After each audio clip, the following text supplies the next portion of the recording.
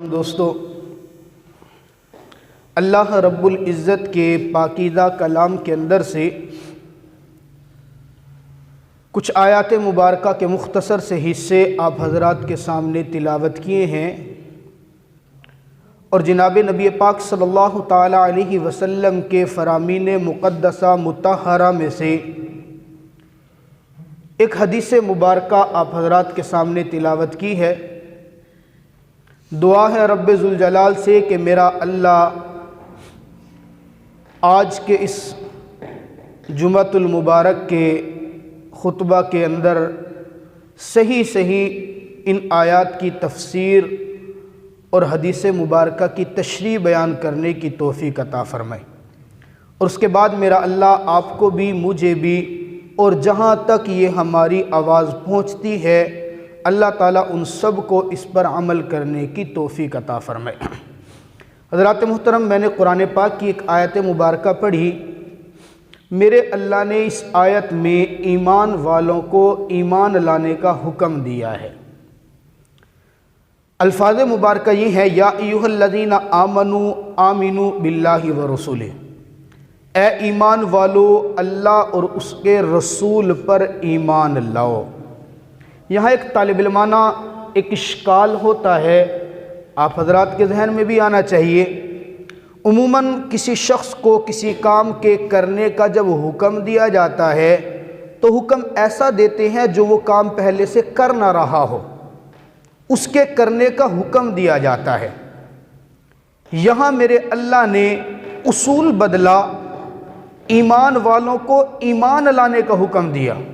حالانکہ ہونا تو یوں چاہیے تھا، یوں فرماتے اے کافرو اللہ اور اللہ کے رسول پر ایمان لاؤ، یوں فرماتے اے منافقو اللہ اور اللہ کے رسول پر ایمان لاؤ، یوں فرماتے یہودیوں نصرانیوں عیسائیوں اللہ اور اللہ کے رسول پر ایمان لاؤ، سمجھ میں آتا۔ لیکن میرے اللہ نے یہاں یوں نہیں فرمایا، بلکہ ایمان والوں کو ہی خطاب کیا اور انہی کو ایمان لانے کا حکم دیا۔ ذہن میں سوال آتا ہے، اللہ جو پہلے سے ایمان والے ہیں، ایمان لا چکے ہیں، مومن ہیں، آپ ان کو ایمان والا کہہ رہے ہیں، پھر ان کو کون سا ایمان لانے کا حکم دیا جا رہا ہے؟ ایمان والے تو وہ پہلے سے ہیں، پھر ان کو ایمان لانے کا حکم دینا، اس کا کیا مقصد ہے؟ علماء نے اس کے اوپر کافی علمی مباحث کی ہیں، تفاسیر لکھی ہیں۔ آپ قرآن پاک کی تفاسیر پڑھیں، خدا کی قسم بندہ حیران ہو جاتا ہے علماء نے کس طرح اپنی جان لگائی ہے، کیسے میرے نبی کے فرمان کو، میرے اللہ کے قرآن کو اور احادیث کو کیسے محفوظ رکھا ہے۔ علماء نے سمجھانے کے لیے فرمایا، یہاں پہلے ایمان سے مراد اقرار باللسان ہے، اور دوسرے ایمان سے مراد تصدیق بالقلب ہے۔ گویا میرا رب یوں کہنا چاہتا ہے، اے وہ لوگو جو اپنی زبان سے ایمان کا اقرار کرنے والے ہو، اپنے دل سے بھی ایمان کی تصدیق کر لو۔ یا یوں سمجھ لو، میرا اللہ فرمانا چاہ رہا ہے، اے وہ لوگوں جو اپنے دل و زبان سے ایمان کا دعویٰ کرتے ہو، اپنے اعمال بھی ایمان والے بنا لو۔ گویا میرا رب یوں کہنا چاہتا ہے، اے وہ لوگوں جو اپنے آپ کو مومن اور مسلم کہتے ہو، اپنے تمام اعمال میرے حکموں کے مطابق کر لو۔ گویا پکا مومن وہ بنے گا جو ایمان لائے اور ایمان والے کام کرے۔ جو صرف ایمان لایا ہے، ایمان پر والے کام نہیں کرتا، وہ بھی کامل مومن نہیں۔ جو ایمانداروں جیسے نیک کام تو کرتا ہے، اعمال تو کرتا ہے، لیکن دل میں اس کے ایمان نہیں ہے، پکا مومن یہ بھی نہیں ہے۔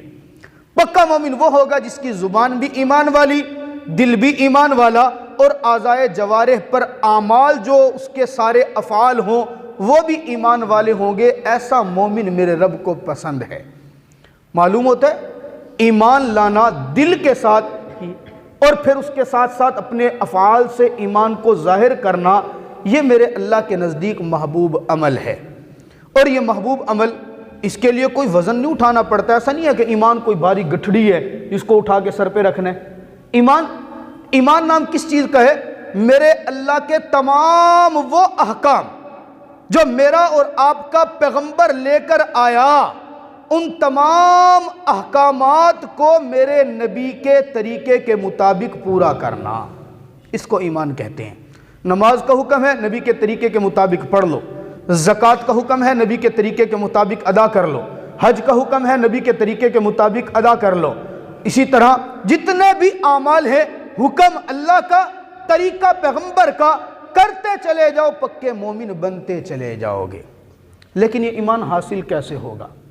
میرے اللہ کا پھر ایک دستور ہے، جو ایمان کی دولت ہے نا، یہ میرا اللہ بے طلبوں کو عطا نہیں کیا کرتا۔ توجہ کرنا، ایمان کی دولت کبھی بے طلبوں کو نہیں ملتی۔ ہاں، دنیا کی دولت ہے، بے طلبوں کو مل جاتی ہے۔ دنیا کا حسن ہے، نہ بھی طلب کرو میرا اللہ بے طلبوں کو بھی دے دیتا ہے۔ ظاہری قوت ہے، میرا اللہ بغیر طلب کے دے دیتا ہے۔ طاقت ہے، بغیر طلب کے دے دیتا ہے۔ مال ہے، بغیر طلب کے دے دیتا ہے۔ شہرت ہے، بغیر طلب کے دے دیتا ہے۔ عزت ہے، بغیر طلب کے دے دیتا ہے۔ لیکن ایمان اسی کو ملتا ہے جو طلب کرتا ہے۔ ایمان کبھی بے طلبوں کو ملا نہیں کرتا۔ تاریخ کے اندر بے شمار واقعات ہیں، آپ ان واقعات کو پڑھیں، تاریخ پڑھیں، آپ کو نظر آئے گا، قرآن و حدیث کا مطالعہ کریں، آپ کو نظر آئے گا واقعی یہ بات بالکل سچ ہے کہ میرا اللہ بے طلبوں کو ایمان نہیں دیا کرتا۔ آپ علیہ السلام کے سگے چچا ابو جہل، ابو لہب، ایک طرف ان کو دیکھ لیں اور دوسری طرف میرے آقا کے پیارے صحابی سیدنا بلال رضی اللہ تعالی عنہ کو دیکھ لیں۔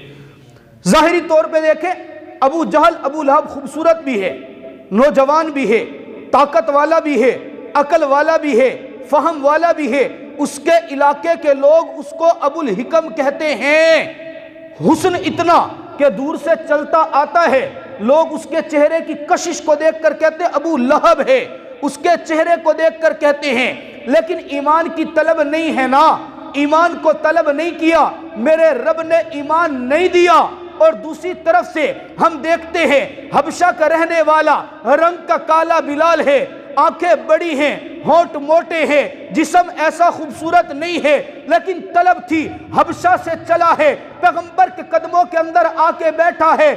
طلب بلال نے دکھائی ہے، ایمان رب نے دیا ہے، وہی بلال ہے، چلتا زمین کے اوپر ہے، اور میرا رب اس کی طلب کی بنیاد پر اس کے قدموں کی آہٹ کو جنت کے اندر سنا کے بتا دیتا ہے۔ میں ایمان کی دولت بے طلبوں کو نہیں دیا کرتا۔ ایمان کی دولت جب بھی ملتی ہے طلب والوں کو ملتی ہے۔ دنیا مل جائے گی، شہرت مل سکتی ہے، دولت مل سکتی ہے، طاقت بھی مل سکتی ہے، صحت بھی مل سکتی ہے، یہ بغیر مانگے مل سکتی ہے، لیکن ایمان بغیر مانگے کبھی نہیں ملتا۔ ایمان کو طلب کرنا پڑتا ہے، ایمان کے لیے کوشش کرنی پڑتی ہے۔ آپ دیکھیں موسیٰ علیہ السلام کے زمانے میں وقت کی سپر پاور کون تھے جی؟ فرعون تھا نا جی۔ آپ قرآن پاک اٹھا کے دیکھیں، جتنی مضبوط حکومت فرعون نے چلائی ہے، آج آپ کی اور میری حکومت اتنی مضبوط نہیں ہو سکتی ہے۔ کیسے مضبوط حکومت ہے؟ آپ قرآن پاک اٹھا کے دیکھیں، اپنے واقعات سنیں۔ فرعون نے اپنے زمانے کے اندر کتنے بچے قتل کروائے؟ ہزاروں کی مقدار میں بچے قتل کروائے۔ کوئی ایک احتجاج دکھا سکتے ہیں آپ اس کا؟ کوئی ایک ہڑتال دکھا سکتے ہیں؟ کوئی ایک مارچ دکھا سکتے ہیں؟ بالکل بھی نہیں۔ مطلب اس کی حکومت اتنی مضبوط تھی، بچے پیدا ہوئے، پکڑا، ذبح کیا، پھینک دیا، کوئی سامنے نکلنے والا بھی نہیں تھا۔ بادشاہت میرے رب نے بغیر مانگے دے دی، طاقت میرے رب نے بغیر مانگے دے دی، قوت میرے رب نے بغیر مانگے دے دی۔ ادھر موسیٰ علیہ السلام ہے، زبان میں لکنت ہے۔ لکنت بھی کیوں تھی؟ بچپن کے اندر آگ کا انگارہ اٹھا کے منہ کے اندر رکھ لیا، زبان میں لکنت، صحیح طور پر بات تعبیر نہیں کر سکتے۔ موسیٰ علیہ السلام کا مقابلہ فرعون کے سامنے ہے۔ فرعون اپنے جادوگروں کو لاتا ہے۔ توجہ کرنا، توجہ کرنا، میرا رب بے طلبوں کو اور بے ادبوں کو کچھ نہیں دیتا، میرا رب بے طلبوں اور گستاخوں کو کچھ نہیں دیتا۔ جب بھی ملتا ہے طلب والوں کو ملتا ہے، ادب والوں کو ملتا ہے، احترام والوں کو ملتا ہے، محبت والوں کو ملتا ہے، عقیدت والوں کو ملتا ہے۔ قربان رب کریم تیرے اس قاعدے کے اوپر۔ ادھر موسیٰ ہے، ادھر موسیٰ کے سامنے فرعون کے وہ اغیار، وہ جادوگر آئے ہوئے ہیں، کھڑے ہیں سامنے۔ موسیٰ تو بھی اپنا عصا پھینکے گا اور یہ بھی اپنی رسیاں پھینکیں گے، تیرا بھی عصا اژدہا بنے گا۔ ان کی بھی رسیاں صاف بنے گی۔ فرعون نے کہا نا اپنے جادوگروں کو دکھا اپنا جادو کا کرتب۔ علماء نے لکھا ہے جادوگروں کے دل کے اندر ادب آ گیا، احترام آ گیا، احترام آ گیا موسیٰ کا۔ پوچھنے لگے اے موسیٰ بتائیے تو صحیح، عصا آپ پہلے ڈالیں گے یا ہم ڈالیں؟ ایسا نہیں کیا بے ادبی کے اندر پہلے اپنی رسیاں پھینک دی ہو، بس اتنا سا ادب کیا تھا، پوچھ لیا تھا۔ میرے اللہ کو یہ ادب اتنا پسند آیا، جب موسیٰ علیہ السلام نے عصا پھینکا ہے وہ عصا سانپوں کو نگل گیا۔ یہی سارے جادوگر تھے موسیٰ کے قدموں میں گرے، کلمہ پڑھ کر مسلمان ہو گئے۔ فرعون کو اسلام نہیں ملا، فرعون موسیٰ پر ایمان نہیں لائے۔ کیوں نہیں لائے؟ تکبر تھا، سرکشی تھی، دماغ کے اندر علو تھا، ادب نہیں تھا، طلب نہیں تھی۔ ان لوگوں کے دلوں میں تھوڑا سا احترام آیا، میرے اللہ نے ایمان کی دولت دے دی ہے۔ میں عرض کروں ایمان ملتا طلب والوں کو ہے۔ پھر کیسا ایمان ملا؟ فرعون کہنے لگا اچھا تم میرے خلاف بغاوت کر رہے ہو، تم موسیٰ پر، میں تو تمہیں لایا تھا موسیٰ کے خلاف، تم اسی پر ایمان لائے ہو، اب میں تمہیں سزا کیا دوں گا؟ دایاں ہاتھ کاٹوں گا، بایاں پاؤں کاٹوں گا۔ انسان کا ایک ہی طرف کا ہاتھ بھی کٹ جائے، پاؤں بھی کٹ جائے نا، چلو ایک طرف کی ٹانگ ایک طرف کا ہاتھ ہے، کچھ نہ کچھ وہ نفع حاصل کر لیتا ہے استعمال۔ جب خلاف سے کٹ گیا وہ اپنا توازن ہی برقرار نہیں رکھ سکتا، وزن برقرار نہیں، میرے اللہ کی حکمت ہے۔ فرعون کہنے لگا دونوں طرف کاٹوں گا۔ اب ان کا ایمان دیکھیں، وہ جو ابھی فرعون کی طرف سے موسیٰ علیہ السلام کے مقابلے میں جرت کے ساتھ کھڑے ہو کر کہتا فقدی ما انت قال، جو کر سکتا ہے کر لے، اب تو رب موسیٰ پہ ایمان لے آئے ہیں، قسم خدا کی جان دے دیں گے رب موسیٰ کے ایمان کو نہیں چھوڑیں گے۔ کہاں سے ملا؟ طلب سے ملتا ہے۔ یہ طلب کہاں سے آتی ہے؟ یہ طلب دکھانی پڑتی ہے میرے دوستو، طلب دکھاؤ اور طلب کے ساتھ ایمان کو سیکھو۔ ایمان ملے گا کہاں سے؟ سیکھا کہاں جائے گا؟ اس دور کے اندر میرے نبی کے صحابہ محنت کرتے رہے، نبی اور نبی کے صحابہ چلے گئے، لیکن دعوت دے کر گئے، اپنے خلفاء اپنے وارثین چھوڑ کر گئے۔ العلماء ورثۃ الانبیاء، ان علماء کے قریب آؤ، ان سے سیکھو، طلب دکھاؤ، تمہارا ایمان بھی بنے گا، اعمال بھی بنیں گے۔ لیکن طلب تو بعد میں دکھائی جائے گی، پہلے ان سے بندہ عقیدت تو کر لے۔ بندہ سیکھتا کسی سے کچھ تبھی ہے جب اس کی عقیدت دل کے اندر ہو۔ آج ماشاءاللہ میڈیا نے بڑا بہترین کام کیا ہوا ہے، ایسا کام کیا، اور کسی سے متنفر کریں نہ کریں، علماء کے تو خلاف ہیں ہی ہیں نا، اور ایسا زہر دلوں کے اندر گھول دیا کہ انسان اور کسی سے نفرت کرے نہ کرے، بس جس کے چہرے پہ داڑھی آ گئی نعوذ باللہ اس کی نفرت تو ہے ہی ہے، جس نے سر پہ پگڑی رکھ لی ہے اس کی نفرت تو دل کے اندر ہے ہی ہے نا۔ اتنا فاصلہ کر دیا کہ آج کوئی قریب آنے کے لیے تیار ہی نہیں ہے۔ اور یہ آپ حقیقت بات ہے، آپ دیکھ لیں، آج ہم کسی کی زبان سے کوئی بات سن کے اتنا اعتماد نہیں کرتے جتنا فیس بک پہ لکھی ہوئی بات کے اعتماد کیا جاتا ہے۔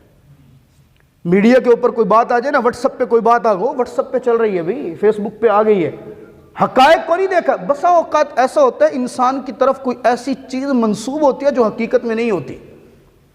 اللہ فرماتا ہے ان جاءکم فاسق بنبأ فتبینوا، کوئی فاسق خبر لے کے آئے نا اس کی تحقیق کرو۔ فاسق ذکر کیا میرے اللہ نے، فاسق، اس فسق کے اندر ساری صورتیں آتی ہیں، کوئی بھی ہے جو خبر آ رہی ہے اس کو پوچھو۔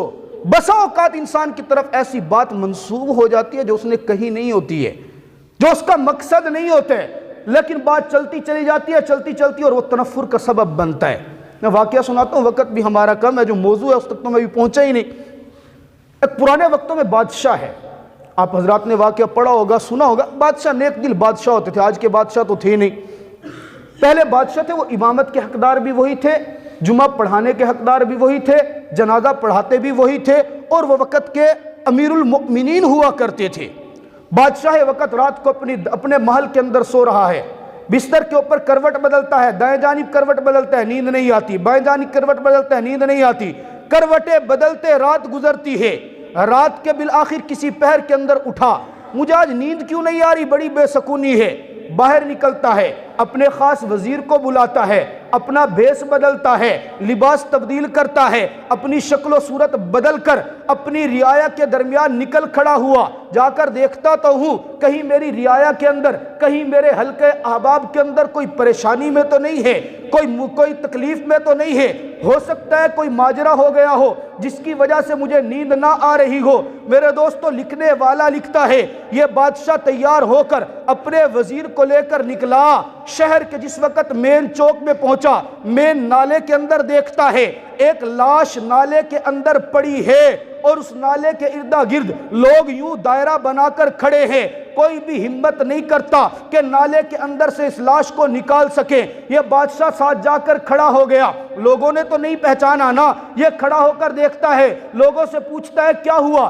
لوگ کہنے لگے بندہ مرا ہوا ہے۔ کہا اس کی لاش کو نکالتے کیوں نہیں؟ کہا اس لیے نہیں نکالتے، یہ شرابی تھا، یہ زانی تھا، یہ گناہگار تھا، یہ فلاں فلاں گناہ کرتا تھا، ہم اس کی لاش کو ہاتھ کیوں لگائے؟ اچھا ہوا یہ شراب پیتا تھا، اچھا ہوا یہ زنا کرتا تھا، اچھا ہوا یہ غلط کاریاں کرتا تھا، آج پڑا ہے نا، دیکھو لاش اس کی نالے کے اندر سڑ رہی ہے، کوئی ہاتھ لگانے کے لیے تیار نہیں۔ بادشاہ نے اپنے وزیر کو کہا چل آج نیکی ہم کما لیتے ہیں، اپنے وزیر کو تیار کیا، نالے کے اندر وقت کا بادشاہ اترتا ہے، لاش نالے سے نکالتا ہے، نالے سے باہر نکال کر لاش کو رکھا، لوگوں سے پوچھا اس کا گھر کہاں ہے، اس کے لواحقین کہاں ہے، پتہ کرتا کرتا اس شخص کی لاش کو اٹھا کر اس کے گھر کے اندر لے گیا، دستک دیتا ہے، اندر سے بیوی نکلتی ہے، پوچھا تیرا خامند کہاں ہے؟ کہا نہیں پتا، کہا وہ تو فوت ہو گیا، لاش لے کر آیا ہوں۔ بیوی نے لاش دیکھی، گندے نالے کے اندر سے اٹھا کر لائی گئی، گندگی لگی ہوئی ہے، بیوی نے چیخیں مارنا شروع کر دی۔ یہ بادشاہ بھیس بدل کر کھڑا تھا، بیوی کو دیکھتا رہا، بالآخر پوچھنے لگا اے خاتون تجھ سے ایک سوال کرتا ہوں، تیرے خامند نے زندگی میں کون سے ایسے برے اعمال کیے تھے کہ اس کی لاش گٹر کے اندر پڑی تھی، لاش نالے کے اندر پڑی تھی، کوئی اس کو ہاتھ لگانے کے لیے تیار نہیں تھا۔ اب دل پر ہاتھ رکھ کر جملے پر غور کرنا، میں نے عرض کیا بسا اوقات انسان کی طرف ایسی بات منسوب کر دی جاتی ہے کہ وہ اس کے اندر ہوتی نہیں ہے، حقائق اس سے بالکل مختلف ہوتے ہیں، لیکن کچھ لوگ اپنے دل کی تسکین کے لیے ایسا کام کر بیٹھتے ہیں، اور بہت سارے لوگ چونکہ آج کل تحقیق کرنے کی تو عادت نہیں ہے نا، بات جو چل رہی ہے بس جیسے چل رہی ہے شیئر کرتے چلے جاؤ، کمنٹ کرتے چلے جاؤ، لائک کرتے چلے جاؤ، بہ پڑو، چلیں گے ادھر کو جدھر کی ہوا ہو، بس جدھر ہوا چل رہی ہے ادھر ہی چلانا شروع ہو جاتے ہیں، یہ یوں ہے تو بس ایسے ہی چل پڑو، یہ ایسے ہے تو ایسے ہی۔ بیوی سے پوچھا گیا ماجرا کیا ہے، دل پر ہاتھ رکھ کر جملے پر غور کرنا۔ بیوی کہنے لگی آنے والے مسافروں میں تمہیں تو نہیں جانتی، میں اپنے اس خامد کو جانتی ہوں، یہ برا نہیں ہے، یہ نیک آدمی ہے، یہ غلط کار نہیں ہے، یہ اللہ کا ولی ہے، یہ شراب خور نہیں ہے، لوگوں کو شراب سے بچانے والا ہے۔ بادشاہ وقت حیران ہو گیا، ادھر لوگ کہتے ہیں زانی ہے، بیوی کہتی ہے زانی نہیں ہے، لوگ کہتے ہیں غلط کار ہے، بیوی کہتی ہے غلط کار نہیں ہے، لوگ کہتے ہیں شراب خور ہے، بیوی کہتی ہے شراب خور نہیں ہے، ماجرا کیا ہے؟ عورت روتے ہوئے کہنے لگی آنے والے مسافروں بات دراصل یہ ہے، میرا خامد سارا دن محنت مزدوری کرتا تھا، اور محنت مزدوری کر کے جو پیسے کما کر لاتا صرف گھر کے اندر اتنے پیسے رکھتا جس سے گھر کا گزارا چل سکے، باقی پیسے لے کر شراب خانے پر جاتا، شراب کا مٹکا خریدتا اور شراب کے مٹکے کو خرید کر گھر لے کے آتا۔ لوگ یہ سمجھتے کہ یہ شراب لے کر گھر میں جائے گا، گھر میں جا کر شراب پیے گا، شراب خوری کرے گا، لیکن رب کعبہ کی قسم میرا خامد شراب کا مٹکا لا کر گھر کے اندر، گھر کی چار دیواری میں اپنے گٹر کے اندر اس شراب کو بہا دیتا تھا، اور کہتا تھا اللہ میرے بس کے اندر اتنا تھا، میں نے آج اتنے لوگوں کو شراب پینے سے محفوظ رکھ لیا۔ کہا اور تو میں نہیں کر سکتا، میں شراب خانوں کو تو بند نہیں کر سکتا، کم از کم ایک مٹکا جو لوگ خرید سکتے تھے میں نے وہ خرید کر کے نالی میں بہا دیا، چلو کسی کے ہاتھ میں نہ جائے، نہیں ملے گی، اتنے لوگ تو آج شراب پینے سے بچ جائیں گے۔ بادشاہ سلامت میں اس کو منع کرتی تھی ایسے نہ کیا کر، تو نیکی کرتا ہے لوگوں کو تو نہیں پتا، تو نے تو لوگوں کو فائدہ پہنچایا ہے، لوگوں کو تو نہیں پتا فائدہ ہوا یا نہیں ہوا، تیرے اس کام کو لوگ غلط رنگ دیں گے، ایک وقت آئے گا کہ لوگ تیری لاش کو بھی ہاتھ نہیں لگائیں گے۔ لیکن بادشاہ سلامت میرا خامد مسکرا کے کہتا تھا تو پاگل ہے، دیکھنا میرے جنازے کے اندر وقت کا بادشاہ اور وقت کے علماء شرکت کریں گے۔ چلو شراب کی بات تو کلیئر ہو گئی، یہ بتائے زنا بھی کرتا تھا؟ بیوی رونے لگی، نہیں اس نے کبھی کسی غیر محرم کو ہاتھ نہیں لگایا۔ کہا لوگ کیوں کہتے ہیں زنا کرتے ہیں؟ بادشاہ سلامت یوں کر، آنے والے مسافر، وہ تو بادشاہ تھا، اس کو تو نہیں پتا۔ کہنے لگا یہ ایسے بات تھی، یہ شراب کا مٹکا ضائع کرنے کے بعد جب لوگ گھروں کے اندر سونے کی تیاری کر رہے ہوتے اور رات کی محفلیں کنجریوں کی آباد ہو جاتی، یہ طوائف کے کوٹھے کے اوپر جاتا، پیسے ہاتھ کے اندر لیتا، ایک عورت کو رات کے لیے خریدتا اور خریدنے کے بعد کمرے میں آتا، اب اس عورت کو کہتا ہے دیکھ لوگ پیسے دے کر تجھے رات کے لیے خریدتے ہیں، تو رات کے لیے ان کے لیے پابند ہو جاتی ہے، وہ جو بھی کہیں تو کرتی ہے نا؟ وہ طوائف کہتی تھی ہاں میں کرتی ہوں۔ یہ نوجوان کہتا مجھے تجھ سے اور کچھ نہیں چاہیے، میں نے پیسے دے کر آج کی رات کے لیے تجھے خریدا ہے، میں 2 مصلے لے کر آیا، ایک مصلے پر میں ساری رات رب کی عبادت کروں گا اور دوسرے مصلے پر تیرے پیسے دے کر آیا ہوں، یہاں کھڑے ہو کر رب کی رضا کے لیے نوافل تو نے پڑھنے ہیں، تو میری پابند ہے۔ جب وہ رات کو طوائف مصلے پر کھڑے ہو کر نوافل پڑھتی، آنے والے مسافروں خدا کی قسم میرے خامند نے کبھی اس کو ہاتھ بھی نہیں لگایا، وہ مصلے پر کھڑی ہوتی، میرا خامند ہاتھ اٹھا کر دعا کرتا، اللہ میرے بس کے اندر یہ نہیں ہے کہ میں زنا خانوں کو بند کر سکوں، اللہ میرے بس کے اندر یہ نہیں ہے کہ میں ان سارے زنا کے اڈوں کو ختم کروا سکوں، ہاں بس کے اندر یہ ہے آج کی رات میں نے ایک نوجوان مرد کو اور ایک نوجوان عورت کو زنا کی لعنت سے دور رکھا ہے، اللہ میں یہ کر سکتا ہوں، اس کو تیرے سامنے کھڑا کرنا میرا کام تھا، اب اس کے دل کو بدل دینا تیرا کام ہے۔ بادشاہ سلامت، لیکن اس نے میری بات نہیں مانی، آنے والے مسافر میری بات نہیں مانی۔ لوگ تو یہی سمجھتے تھے نا کہ اندر کمرے میں پتہ نہیں کیا ہو رہا ہے، لوگ تو زنا ہی سمجھتے تھے کیونکہ کام یہی ہے، لیکن یہ اندر کیا کرتا تھا یہ مجھے پتا تھا۔ اس نے کبھی زنا نہیں کیا، کبھی شراب نہیں پی ہے، لیکن میں اس کو کہتی تھی تیری میت کو کوئی ہاتھ نہیں لگائے گا، آج آپ لوگوں نے بتا دیا یہ گٹر میں پڑا تھا، کوئی اس کی لاش کو ہاتھ نہیں لگانے والا تھا۔ میں اس کو اس وقت بھی سمجھاتی تھی، یہ مانتا نہیں تھا بلکہ یہ مسکرا کے کہتا تھا دیکھنا صحیح میری لاش کے اوپر جنازہ پڑھانے والا وقت کا بادشاہ، وقت کے علماء اور اتقیاء لوگ ہوں گے۔ جب ان بادشاہ نے جو مسافر کے بھیس میں تھا ساری حقیقت سنی، سر سے پگڑی اتاری، اس عورت کو مسکرا کے کہا اے میری بہن پریشان نہ ہو، میں وقت کا بادشاہ ہوں، تیرا خامند نیک عمل کرتا تھا صرف رب کی رضا کے لیے، دنیا والوں نے نیک نہیں سمجھا تو کیا ہوا، تو اس کے کفن دفن کا انتظام کر، اس کا جنازہ وقت کا بادشاہ اور علماء پڑھیں گے۔ میرے دوستو میں عرض کر رہا تھا کبھی کبھی ایسا ہوتا ہے انسان کی طرف ایسی باتیں منسوب کر دی جاتی ہیں کہ ان منسوب کرنے والوں کو بھی پتہ نہیں ہوتا کہ ہم کیا کر رہے ہیں، لیکن بس بات وہی چلیں گے ادھر کو جدھر کی ہوا ہو، بس جو ہوا چل پڑی ہے بس اسی طرف چل پڑیں، فلاں یوں ہے فلاں یوں ہے فلاں یوں ہے۔ یہ میڈیا نے علماء سے، میڈیا نے بزرگوں سے، میڈیا نے مقتدا سے اتنا دور عوام الناس کو کر دیا، اتنا دور عوام الناس کو کر دیا کہ آج لوگ اپنے علماء سے محبت نہیں کرتے۔ جب محبت نہیں ہے، عقیدت نہیں ہے، ان سے سیکھیں گے کچھ نہیں، جب سیکھیں گے کچھ نہیں تو ایمان کی طلب نہیں پیدا ہوگی، اور جب ایمان کی طلب پیدا نہیں ہوگی تو بات وہی میرا اللہ ایمان بے طلبوں کو دیا نہیں کرتا۔ بہرحال خلاصہ کلام میں نے ذکر کیا، یا ایھا الذین آمنوا آمنوا باللہ ورسولہ، میرا اللہ فرماتا ہے ایمان والو ایمان لاؤ۔ ایمان لانے کا مقصد یہ ہے کہ تم ایمان جب کلمہ میرا پڑھتے ہو، میرے نبی کے امتی ہو، تو پھر اعمال، افعال، کردار، گفتار سب کے سب وہ اپنے اللہ کے حکموں کے مطابق کرو، اغیار کے طریقے پہ نہیں چلو۔ میں نے حدیث مبارکہ پڑھی من تشبہ بقوم فہو منہ، جو قوم جس کی مشابہت اختیار کرتی ہے میرا رب ان لوگوں کو انہی کے اندر قیامت والے دن اٹھائے گا۔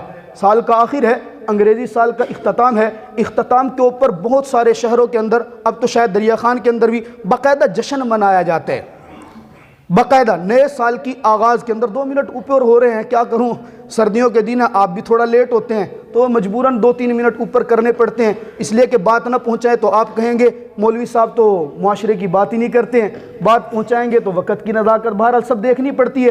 یہ سال کا آخر ہے تو اس سال کے ختم ہوتے 31 دسمبر کو جشن منایا جاتا ہے، منایا جاتا ہے نہیں منایا جاتا؟ بہت سارے لوگ ابھی سے شروع ہے، نیا سال مبارک، پچھلے سال کا فلاں، پچھلے سال کا فلاں، یہ نئے سال کی مبارکبادیں دینا اور جشن منانا، اس کے اوپر رقص کی محفلیں قائم کرنا اور اس کے اوپر اس طرح کے اجتماعات قائم کرنا، یہ سب کے سب خلاف شرع ہیں۔ اسی مہینے کی 25 تاریخ کو کرسمس ڈے ہوتا ہے، اس کرسمس ڈے کے اوپر بھی مسلمان کیا کرتے ہیں جی؟ محبت بانٹنے کے لیے ان غیر مسلموں کو کہتے ہیں میری کرسمس تجھے مبارک ہو بھئی۔ اب یہ غیر مسلم کو اس کے تہوار کی مبارکباد دینا شرعاً اس کا بھی کوئی اصل نہیں ہے، اس کو مبارکباد دینا یہ بھی جائز نہیں۔